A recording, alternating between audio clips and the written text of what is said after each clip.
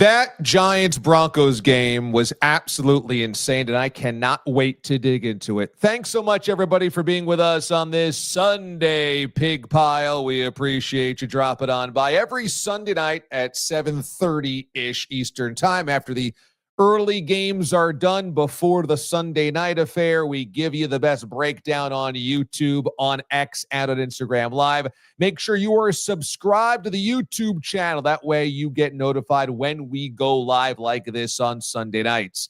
Former NFL quarterback and Super Bowl champion Charlie Batch is going to join us coming up here in a little bit to break down the day around the NFL and his Pittsburgh Steelers. He's a member of their broadcast team and their crazy game on Thursday against the Bengals and where they fit in the AFC playoff race. Plus, your Little Mo laugh of the day and your comments as well. For our members out there, remember, you've got custom emojis to use at your disposal, so make sure you use them. And you'll know in the chat section because you'll see that elite badge emoji that they got going on if they are members of this YouTube channel. Okay, let's get things started with your Furious Five.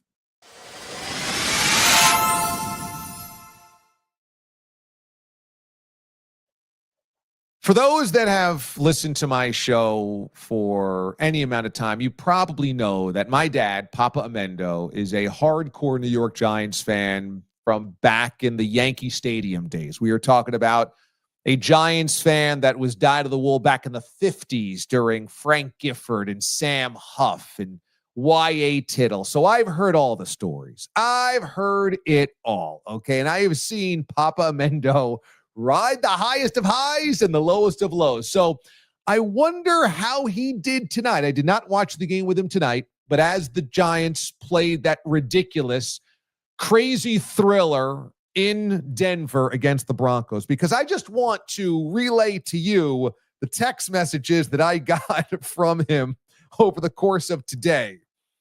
At 6:41 Eastern Time, when the Giants had built a sizable lead, he gave me a Giants exclamation point. What? With two A's, question mark, as in, what? Here we got something, okay? Then he texted me about 20 minutes later. I'm comparing Scadaboo to Rocky Blyer. Okay, now we're talking about a four-time Super Bowl champion with the Pittsburgh Steelers, a heart and soul type of guy with the dynasty of the 70s, okay? After the Giants blow the lead, then score the go-ahead touchdown, only to miss the extra point, which puts them only up by 2, only to lose in a game-winning field goal in the final seconds. The final text from Papa Mendo is this: get rid of both kickers, the D coordinator, and Daboll. Talk about the roller coaster of emotions right there. Talk about the highest of highs and the lowest of lows. There was we're back. Scadaboo is Rocky Blyer, to fire everybody, cut the kicker, and fire the head coach.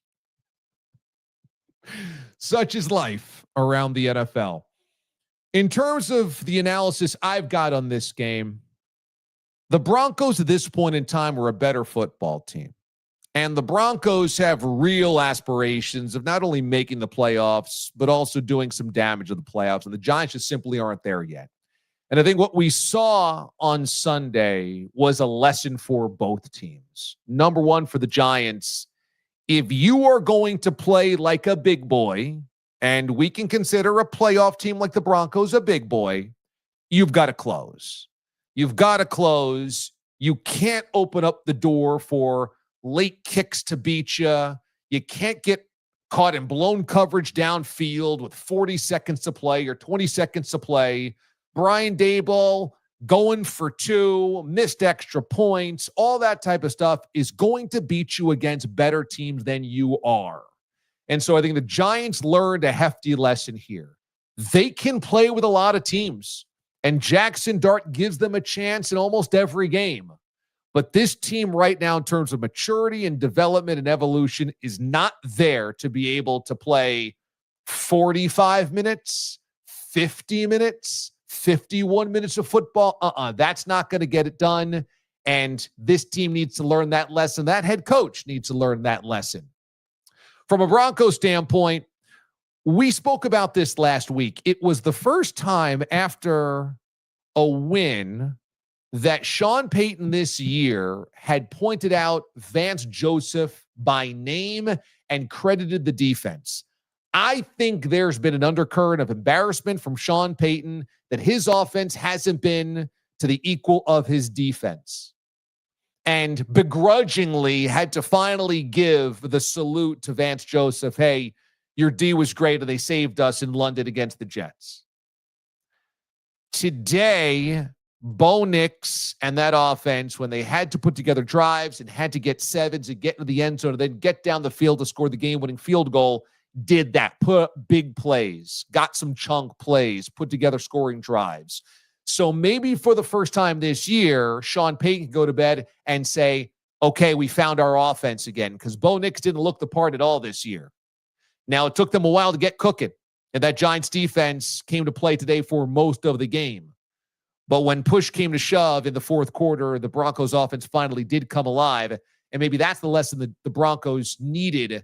Okay, this is what we can look like if we're pushed to the brink. Now let's not get pushed to the brink to finally see that. Great game in Denver. This one goes to the Broncos. The Giants will be wondering how that got away from them all week long. Fire everybody. You got to love it. Papa Mendo, classic Giants fan. All right, Furious 5, topic number 2.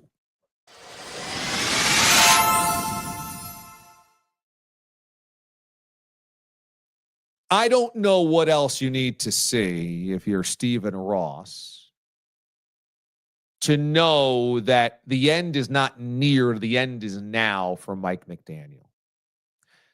The Miami Dolphins are not so bad they should be getting blown out by the Cleveland Browns.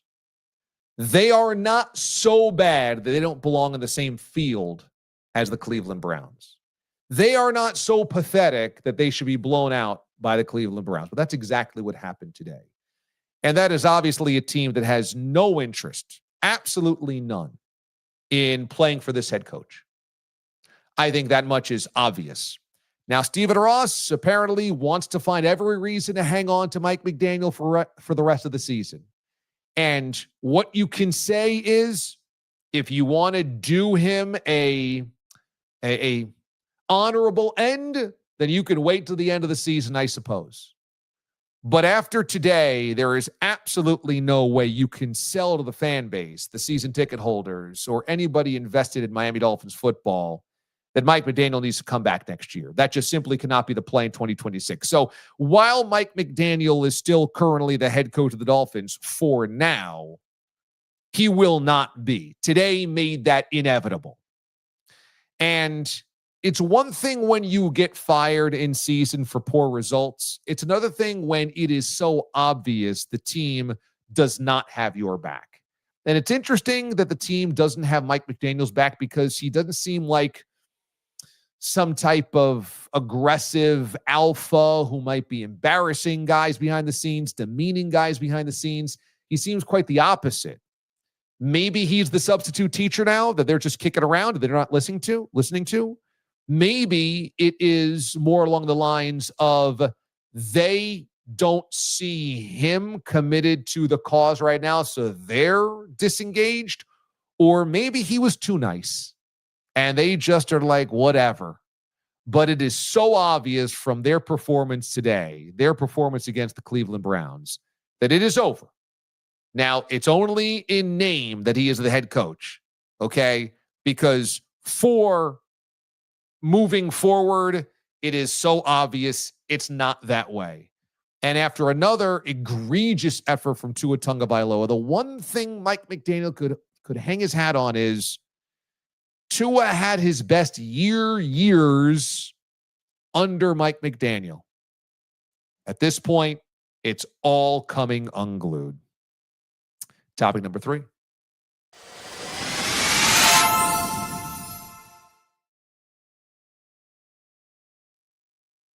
When we look at the New York Jets, it is so obvious that it is such a disaster. The Jets are such a nightmare that they are now unwatchable. If you saw that game that they played against the Carolina Panthers at MetLife Stadium on Sunday, I can tell you from being here in the New York area, it was a glorious late fall day. Glorious. Absolutely glorious. It is one of those days you dream about. The sun is out. There's a warm breeze. It is just perfect. It was in the low 70s over the course of today. Let me tell you, in mid to late October, nearing Halloween, you don't usually get 70s around these parts.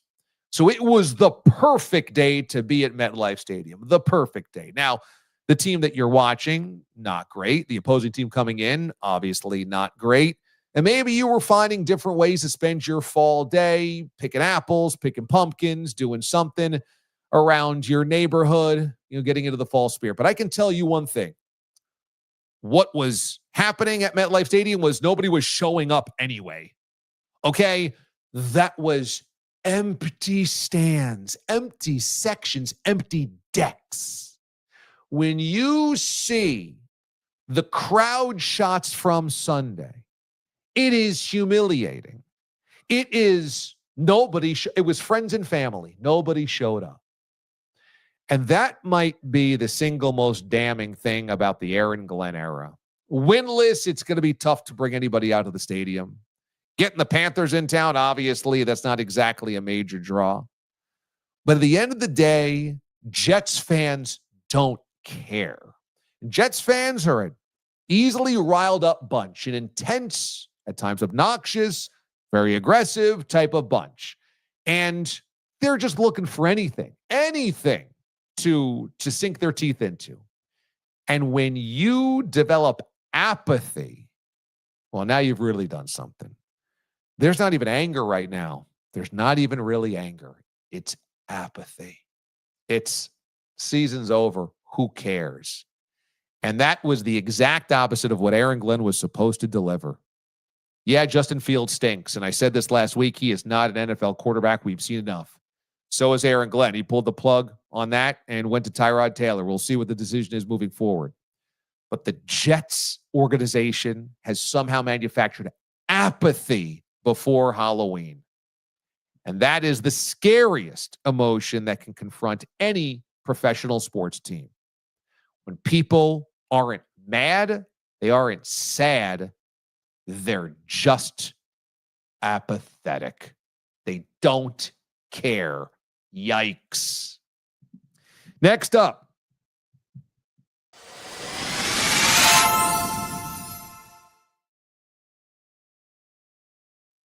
In the AFC East, the Buffalo Bills came into the season as the odds-on favorite to win the division for a sixth straight season. The Buffalo Bills came into the season as perhaps the best threat in the AFC to the Kansas City Chiefs. And today, where we stand, the Buffalo Bills are no longer the best team in the AFC East. Things could change by the end of the season. Things may change by the time we get to January. And when the ball is kicked off to lead off the wild card round of the playoffs, who knows where everybody will sit? Maybe the Bills will have come back to win the division. Maybe the Bills will be the one seed in the AFC. And maybe this conversation we're having right now in mid-October is going to be silly. But at this moment, not only are the Bills not the best threat in the AFC to the Chiefs, at this moment, they're not even the best team in their own division. Drake May, for a franchise that employed Tom freaking Brady, just had the most efficient day a Patriots quarterback has ever had. Now it's against the Titans, so with an interim head coach. But at the same time, Drake May in year number 2 has proven to be a stud under center. And the Patriots are no longer beating themselves. They don't look in disarray. They don't have a problem with their coordinators. They don't have the undercurrent of friction between the head coach and the owner. I mean, is this not a referendum on the last couple of seasons of Bill Belichick and how ugly it looked there? And then, of course, last year with Gerard Mayo and how ugly it was then? That this thing has been stabilized and steadied and righted in such a short amount of time. We're barely through 2 months of the football season. Drake May is really freaking good. Drake May is going to be really freaking good. And their head coach is really freaking good, and Mike Vrabel. And I can't believe the Tennessee Titans ever thought they could do better than that guy. But in the AFC East, there is a reckoning right now for the Buffalo Bills. They sat home this week because of the bye. They have to watch that team, the Patriots, who beat them. And they have to ask themselves, are we better than that team? And if so, how can we prove it? There's a trip to Gillette in Foxborough still to come this season. Nothing has been decided yet in the AFC East. But at the moment, after a head-to-head win and the Patriots offense getting off and looking good, and that quarterback not making mistakes, I'm not saying that Drake May's a better quarterback right now than Josh Allen. But what I am saying is that team right now is playing with a lot of confidence. They're on a win streak, and the Bills are not. The Bills are on the opposite end of that spectrum, and the Bills are on a losing streak, and they don't have a lot of confidence right now in how they're playing. Things have to get righted in Buffalo. And they should watch that game and that film of Patriots and Titans, and they should use that, and Sean McDermott should use that to light a fire. Hey, guys, nothing can be taken for granted this season. Maybe they started resting on their laurels. Maybe they thought, you know what, we're the beasts of the AFC East. Maybe they thought all of our energy has to be focused on the Chiefs in January. It is a mistake to be looking past winning this division and that team that right now is playing really good football in the New England Patriots. Finally, we'll wrap things up with a Furious Five with a college football take.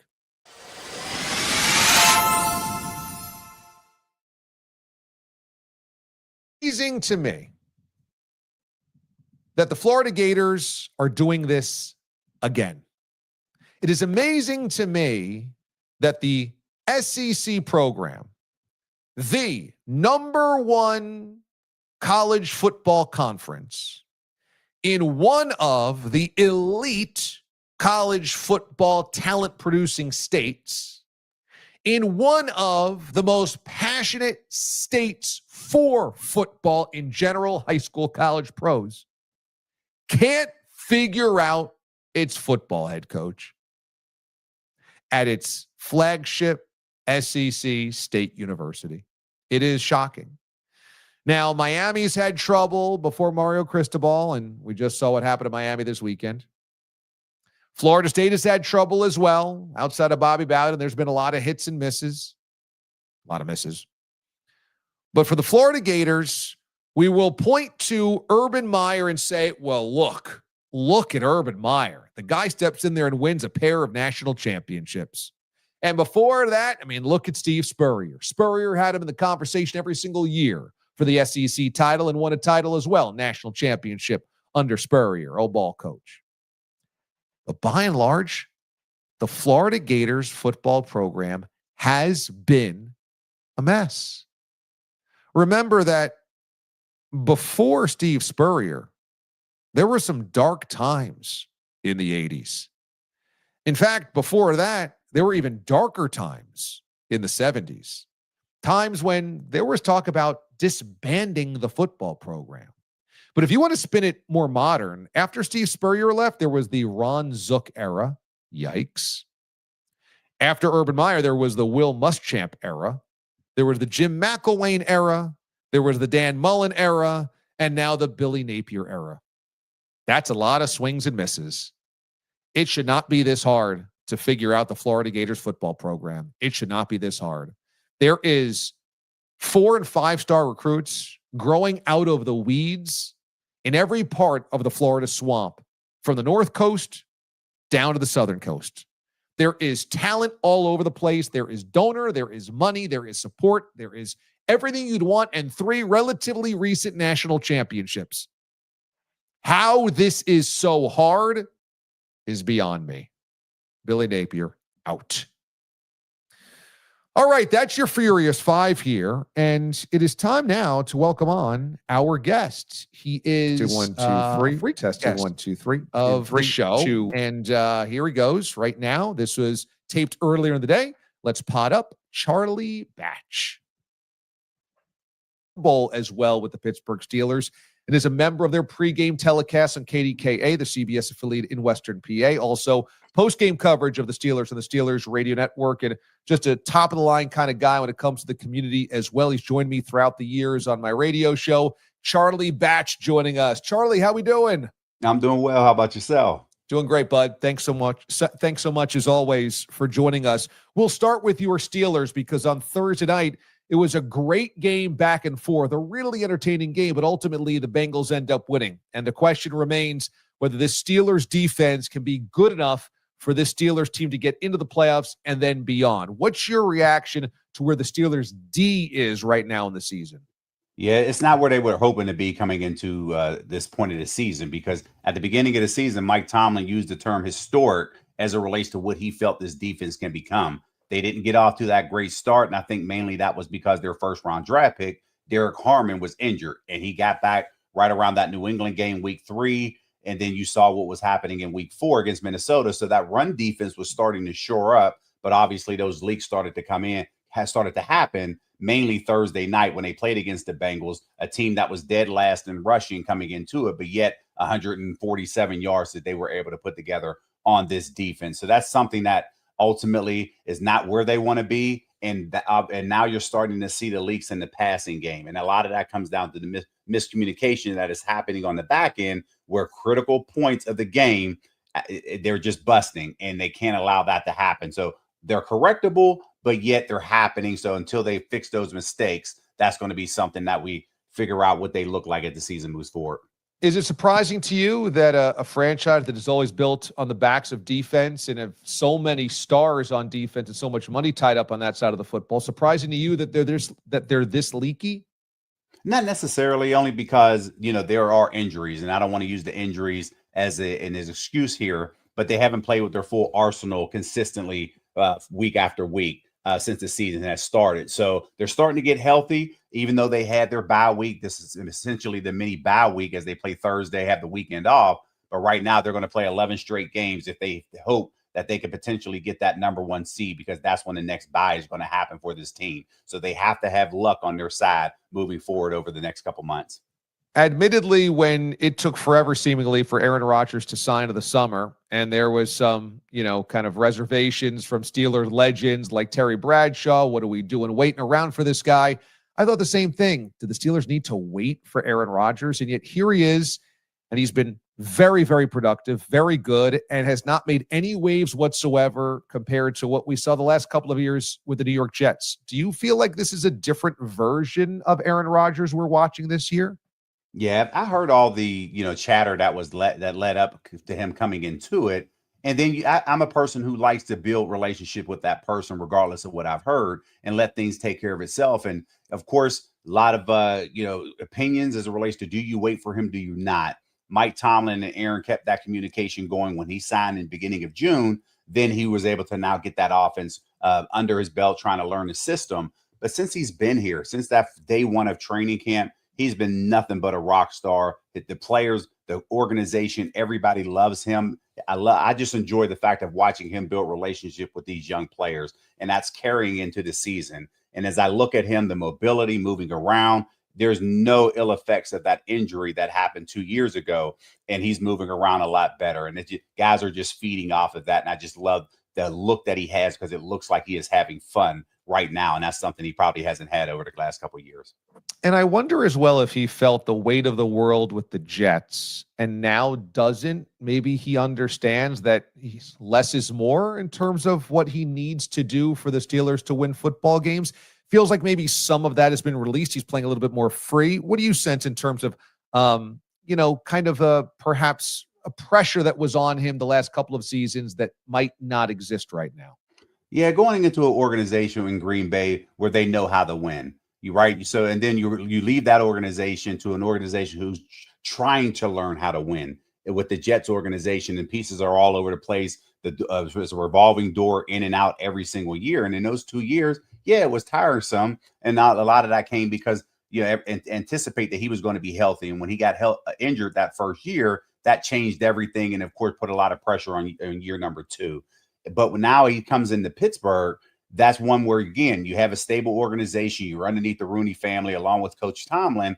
And he's just out there having fun because they are a proven organization. You don't have to sell that to Aaron to say, hey, because you walk past those 6 Lombardi trophies every single day. And he knows, hey, I prevented them from winning their 7th one when I was in Green Bay in that Super Bowl 45. So I think ultimately he is back to where he is looking to be comfortable, but also I'm just here to play ball. I trust the process and everything else that comes along with it. And you can see right now, based off their 4-2 start, he is playing extremely well. Mike Tomlin has caught criticism now because he hasn't been able to win a playoff game in a long time. But I watched Justin Fields today get benched. I saw Russell Wilson 2 weeks ago get benched, 3 weeks ago now in New York. And I'm wondering, does Tomlin actually deserve more credit that he got for last season, winning 10 games and going to the playoffs with 2 guys that got benched before Halloween? Yeah, but he's always been that way. And that's why, when there's chatter on the outside world that he may be on the hot seat. No, this guy, he knows how to command a room. And when he speaks with clarity and the message doesn't get diluted. And he's been able to take those players, essentially develop them. But then when they leave and go elsewhere, you start to see some of those problems. And again, he doesn't get enough credit for that. But again, it's more or less, this is how his culture is. And ultimately, when you're seeing other players move forward, a lot of those guys who move on, they sometimes come back and they'll say, wow, I always thought the grass was greener on the other side, and it surely isn't. And sometimes a lot of those guys try to come back. Well, how about in Miami? Because Mike McDaniel went to a couple of postseasons, but now it seems completely lost. And it shows what type of consistency, how admirable and how remarkable it is in Pittsburgh that Mike Tomlin's been able to do this for so long. What do you think is going on in Miami, considering all of the outside the locker room, off the field type stuff happening, and then on the field, they're getting dragged around by a team like the Browns? Yeah, when I look at that, just my opinion, to me, it looks like the players don't respect the head coach. And when that happens, you start to see some of these conversations that are happening. They've already had players only meeting. You saw comments that were made last week as it relates to players showing up late, dismissing, missing meetings, and all of that. That's a cultural problem that happens there. And obviously, when your player leadership doesn't respect the coaches, then a change is going to it's going to happen at some particular point. And you saw, things that happened today. It wouldn't surprise me when you look down there, because we know that Stephen Ross, he has moved on from coaches, and he doesn't have a problem with firing coaches. And to me, it just seems like that ultimately is going to happen sooner rather than later. Did you ever have a situation like that in your career, perhaps one of the seasons in Detroit, where the locker room just didn't respect the head coach? We didn't necessarily have that, but we did have a couple of coaching changes that happened there. When I got to Detroit, we had Coach Bobby Ross that was there. And as he went through kind of his final season in 2000, there were a lot of issues that he was having behind the scenes, and the energy just wasn't there. And ultimately, he had to step down. And we saw an interim coach come in that year. And then ultimately, Marty Morningweg and Matt Millen took over in that organization. I was only there in that 2001 season, and they were trying to create a culture. And we see how that went as those guys were dismissed. But I left there and then ultimately came to Pittsburgh. And I talked to a lot of the players that were there. And unfortunately, when you have a revolving door, sometimes it's just tough to figure out who you can trust and who you can't. Those behind-the-scenes issues that Bobby Ross dealt with in 2000, that's probably what helped push Barry Sanders to retirement, right? Well, Barry retired going into the 99 season. So he played 98, and then he retired on the eve of 1999 training camp. And then we were scrambling trying to get there. But I don't necessarily think that was the reason why. When I talked to Barry, it was more or less, hey, I want to play with my kids. His kids were getting older. He wanted to go out on his own terms. Body was healthy, and that's why he stepped away. That was just the version that I had. Ultimately, he has a documentary. He tells that story as it relates to those type of things. I didn't watch it yet, to be honest with you, so I don't really have a better answer as you asked that question. Who do you think is the biggest contender in the AFC for the Kansas City Chiefs? Oh man, I think it's the field. I don't think right now you have anybody because right now you thought Buffalo was going to be it. They dropped a couple games there, and now as they're getting hot, everybody else is kind of faltering. And again, it's Kansas City, and then it's everybody else. But if I had to, sit here today, I'm thinking even though the Steelers stumbled against the Bengals on Thursday night, I think they probably are going to be the contenders, only because they don't play them this year. You can say the Chargers, but again, Chargers are in that division. But again, this is going to be something that everybody's going to speculate against because Pittsburgh doesn't play Kansas City in a regular season. The only time they would face them would be the playoffs. One of the things that I love about you is that not only were you a hard-nosed player on the football field, a great teammate, but you took those lessons and used them off the field, not only for an entrepreneur type of career, but also to help out people in the community. And you always had a sense of who was in need and what you could do to help them out. We've talked over the years about a couple of different projects you've been involved with, but the Charlie Batch Foundation, which is Best of the Batch Foundation, always continues to put its best foot forward. What are you guys doing with the foundation right now? Yeah, we have a lot of things that we have going on. We just finished up our back to school drive, which we have over 3,000 book bags filled with school supplies. And we also give over 100 teachers bags to a lot of the teachers because they're digging in their own pockets to pay for some of the supplies that they need for school. So as we kind of revamp from there, let me just take a step back. Best of the Batch Foundation, we're an educational foundation, and we've been around now for 26 years. And we service our after school, which is we call OST, which is out of school time, and our STEAM programs. We say STEAM instead of STEM because we include the A for arts. And as we celebrated over 26 years, we actually service over 4,000 kids annually in 9 counties throughout southwestern PA. And with that, we actually have a fundraiser that we have. We have one fundraiser a year, and we call it In the Pocket with Charlie Batch. And essentially, as fans get an opportunity to compete against the Steelers and local celebrities that are here in pool, poker, ping pong. And this year we added cornhole to the equation. So when you get everybody competitive in there and we tally up the fans, tally up the scores, it's fans versus the celebrities. And ultimately there's bragging rights that take away from it. But again, that is something that we pride ourselves with. It's an exciting event. That's happening Thursday, November 13th. And we are doing it at the distillery company here in Pittsburgh. So it's going to be an exciting day for that. And also, as we get to the holidays, we have 2 events for holidays. We adopt 200 families for Thanksgiving. They receive all of the meals along with coats and all the fixings that you would have for Thanksgiving. And then during the holiday time, we adopt over 400 families, which is close to 1,800 kids. And we provide them not only with the presents, they get about 10 presents apiece, but we also provide them with a dish set, pot set, silverware set, Swiffer, and actually a laundry basket full of food to make sure that they have a full holiday experience with it. So it's a lot that goes on through it. Again, but we're able to do all of this because we just expanded our facility. And we expanded. We went from 5,300 square feet to 33,000 square feet. Wow. We opened up April of 2024. And I'll send you those pictures over here soon. Yes. But we just get excited about it because there's a lot more that we can do. But we don't do this by ourselves. It takes a lot of volunteers. And we just truly appreciate everybody that believes in the mission and vision of what we're trying to accomplish at the Best of the Batch Foundation. And if anybody wants to learn more information about it, they can go to batchfoundation.org. Batchfoundation.org. I can't encourage you more to go there and check it out. Charlie and his crew have always done just amazing things. And when I think about the holidays coming up and the food drives and everything, I think about Steelers Ravens, and I think about Steelers Ravens in the snow, on the grass, and some real smash mouth black and blue games. Those matchups must have hurt just to watch. They really did. And the schedule makers know what they're doing. They always play this game. There's always going to be one of them in December. Now, when they put the schedule out, there's one at the beginning of December, one at the beginning of January. And they just know at some point that game is going to be who's going to win the division. And even though the Ravens, they're off to a bumpy start at this particular point, but if they fall behind, they're going to play spoilers.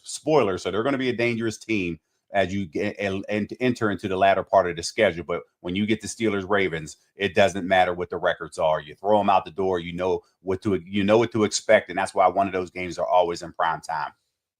Charlie Batch joining us here on the show. Charlie, it's always a pleasure to catch up. Thanks so much. The Charlie Batch Foundation, once again, check it out. Best of the Batch. They do amazing things in the Western PA area for a lot of different youth and educational purposes. Thanks, Charlie. Appreciate it. Hey, I appreciate it. Thanks for having me.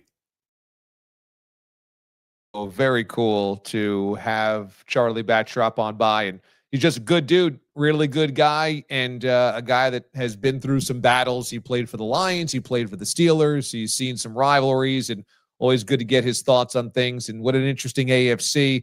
The Chiefs have now once again ascended to that top spot, the top spot in the AFC, ascended to that throne. And now it's everybody looking up at them and saying, okay, it's our turn now. So what team is that going to be? Maybe it's the Steelers. Maybe it's the Broncos. Maybe it's the Bills. Maybe it's the Patriots. Maybe it's the Colts. There's a lot of different teams right now kind of flailing and saying, hey, look at us. Look at us. It's our moment. It's our time. We'll see who that ends up being. It is time now to hear from you guys on the comment section. It's time for the beam ups. Let us beam some of you guys up. And once again, a little reminder that you should always be subscribed to this channel. That way you get notified when we go live, not only on Sunday nights, but also when we go live for the Bill Maddock podcast after all Bills games. They're on a bye week this week. Also, when we go live for the members only Ask DA Anything monthly. That's always fun. So make sure you are subscribed for new content, fresh content. We got fresh videos up there every single day. That's right. Every day on this YouTube channel, there is new content. And during football season, it's always going to be football heavy, football centric. So if you're a football fan, this is your home.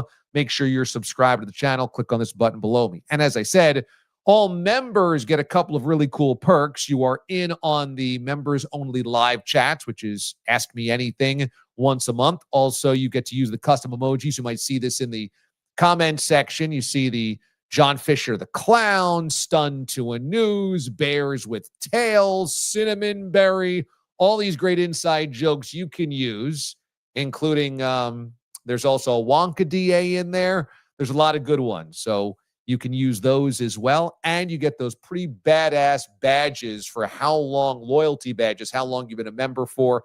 I see a bunch of yellow oranges in there, which is great because it's like my flaming face over there. So I love that.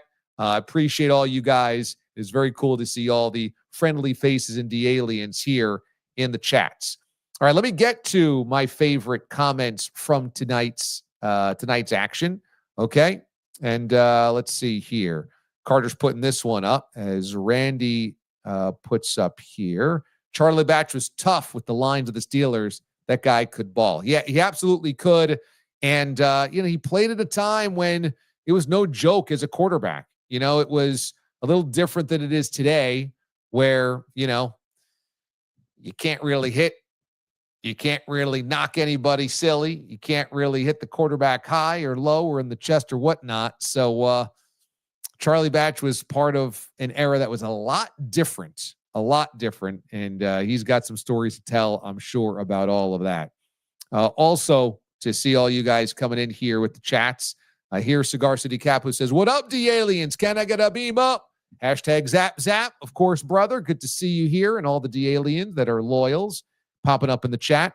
B Squared said, what a day. This was a fun NFL day, and it was interesting because the early part of the day, the 1 o'clock window, was such a bunch of trash teams. And it's just a reminder that with so many primetime windows and standalone games, now the 1 o'clock window is basically held as a dumping ground. You think about it. Now you have a Thursday night game that's probably a pretty good matchup. They wanted to give Prime some good games. You have a Sunday night game that's always a good matchup. Monday night now they're sliding good matchups too. You have a London game early. This week or last week we've had double headers on Mondays, okay? And the 4:25 on either CBS or Fox, which is meant to be the American game of the week, which leaves a lot of trash matchups for that 1 o'clock Sunday window.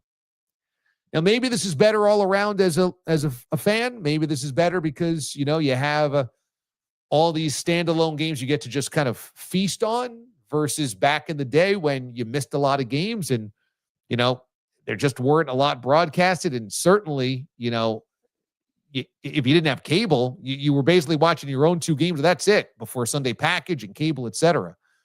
Now you get a lot more games, but it means your Sunday 1 o'clock window has lost a lot of its charm. Luckily, the 4 o'clock games made up for it today. Cigar City Capital back, enjoying a double espresso with a slice of a pumpkin roll. Now, that sounds like a very fall dessert there. I like that, although I'm not a coffee guy. I've talked about this before. I had coffee once or twice in college, and I felt like my blood was going to come out of my ears. I was so jittery. I was like, yeah, I'm a little too type A already. I actually don't need the jolt. So I never drank coffee. Did morning show for all these years. Did the overnights for all those years. Never drank coffee. Matt says, one of my assistants at work is a New York Giants fan. He'll be in such a good mood on Monday. Well, if he's anything like my dad, you're going to see him demand that the kicker be cut, the defensive coordinator get fired, and Brian Daboll will be shown the door. Two-Ton Tony says, I hope Mraz made another doorbell video. Yeah, Mraz, noted Giants fan, Giants super fan, Giants lunatic, was gloating quite a bit when the Giants were up and was promoting his ticket that he had as betting on the Giants as a winner money line. Then he started to play you know what? No big deal. It seemed like he was playing on Twitter. No big deal. They're still in growth mode. It's all a bonus. So I don't know if he's angry today, but this is a classic Mraz bait and switch. Stomp around if the Giants win and act like it's the biggest win ever. And then if they lose, go, you know what? Not a big deal. We'll see how he plays this going forward. Papa Mendo, we feel your pain. Everybody in Cleveland can feel Papa Mendo's pain of watching a terrible kicker or some awful defense undercut a great day. Eric tweets, DA, we miss you in Boston on the hub. Great show. Thank you, Eric. Appreciate that, man. My years in Boston were awesome. That was a tremendous time in my career. I love that town. I love that city. The Patriots winning made me short circuit. It was so much. But interestingly, they didn't win when I was there a Super Bowl. They went to one in my 4 years there. That was the second loss to the Giants, 2011.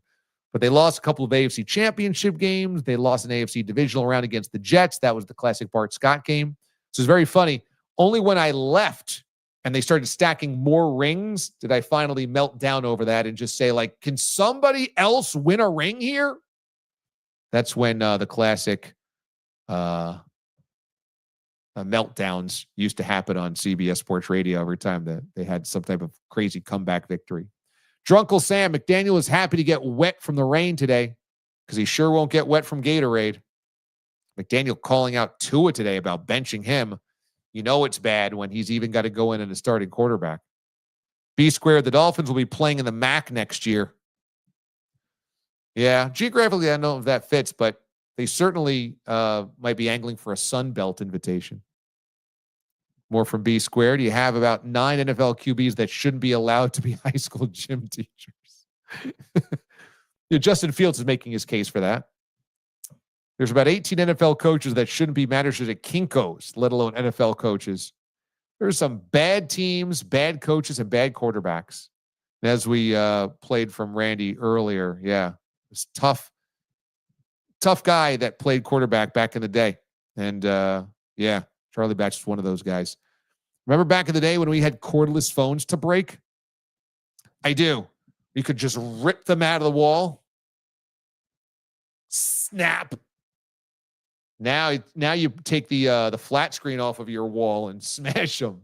That's what you do on TikTok if you want to go viral. Act like you're mad and smash your $280 Vizio. You can go back out to Walmart and get again, probably for a cheaper rate now. Smash on the floor. All right, before we get out of here, why don't we do your Little Mo laugh of the day? And this one is pretty fun. Let's cue this thing up because earlier today, J.J. Watt was in the booth and was wearing glasses that looked like office glasses, okay? And as you see here, Jimmy Traina, media critic, pointed out that there's a scent of Lumberg in J.J. Watt. Yeah. Gonna need those TPS reports. Yeah. Yeah. I'm going to need you to get a first down on 3rd and short. Yeah. Yeah. I'm going to need you to call timeout before the end of the half. Yeah. Yeah. And what is it that you do here? A lot of Lumberg and J.J. Watt right there in those glasses. I'm sure Little Mo would love a good laugh about Lumberg. Lumberg. All right, that's going to do it for us this evening here on the show on Watch D.A Live. Thanks, everybody, for watching. A reminder to make sure you're subscribed to the channel. This is what we do every single week leading into the Sunday night football game.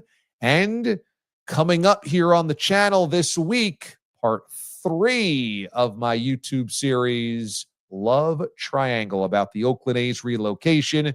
You have Sacramento, you have Oakland, you have Las Vegas, and a lot of hard feelings at each place.